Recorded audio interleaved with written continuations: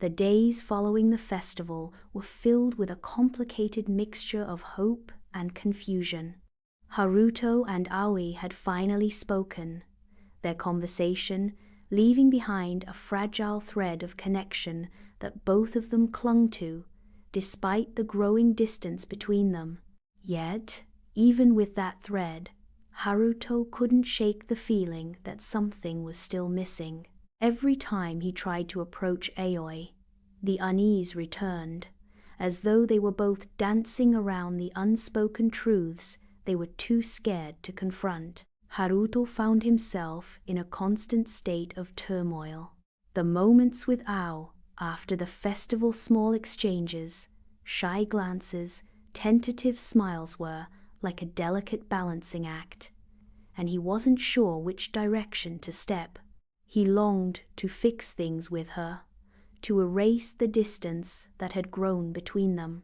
But every time he tried to speak to her, words felt inadequate, and the silence between them felt heavy, as though they were both trying to ignore the deep well of emotions that lingered just beneath the surface.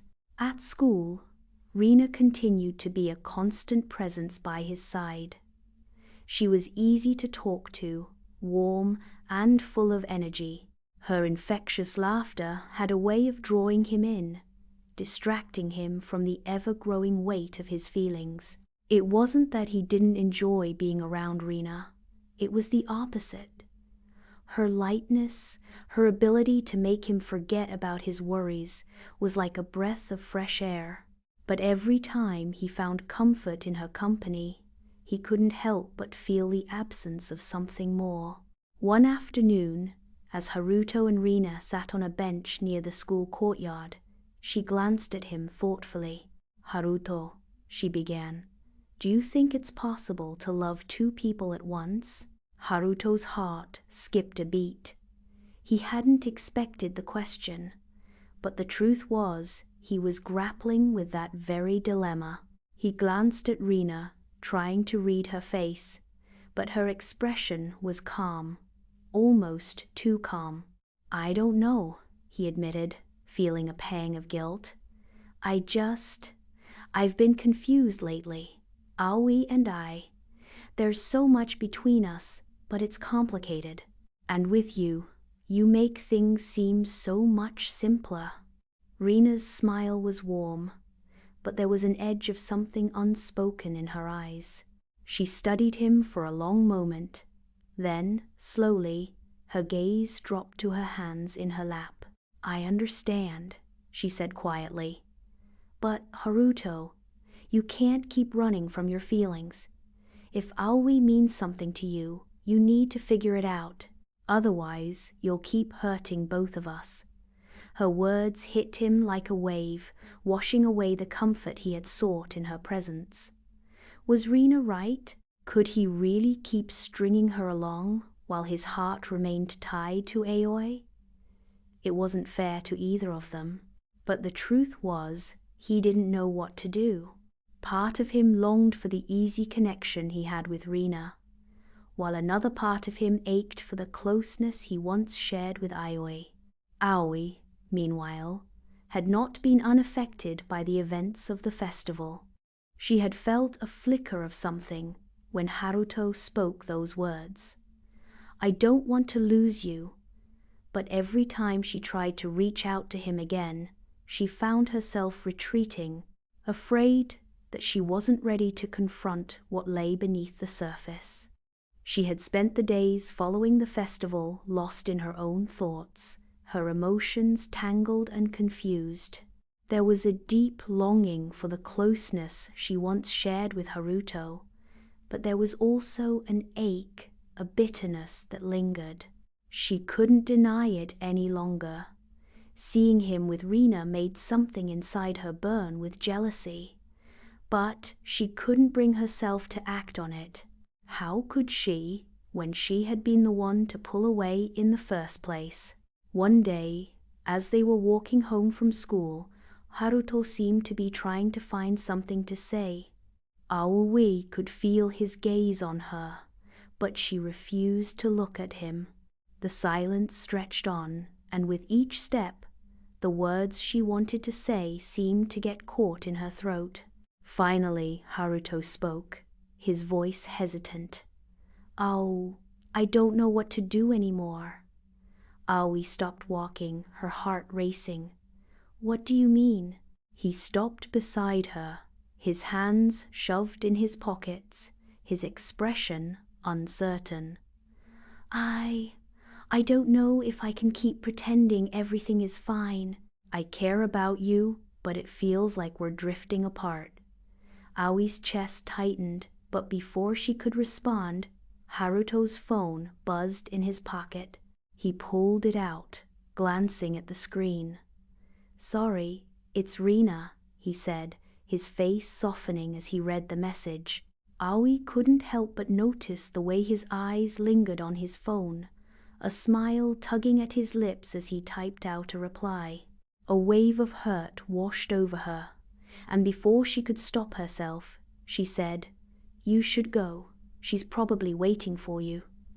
Haruto looked up, surprised. "Oh, But Aoi couldn't hear it anymore. "It's fine, Haruto. You should go." With that, she turned and walked away, her heart pounding in her chest. She couldn't tell him the truth, not yet.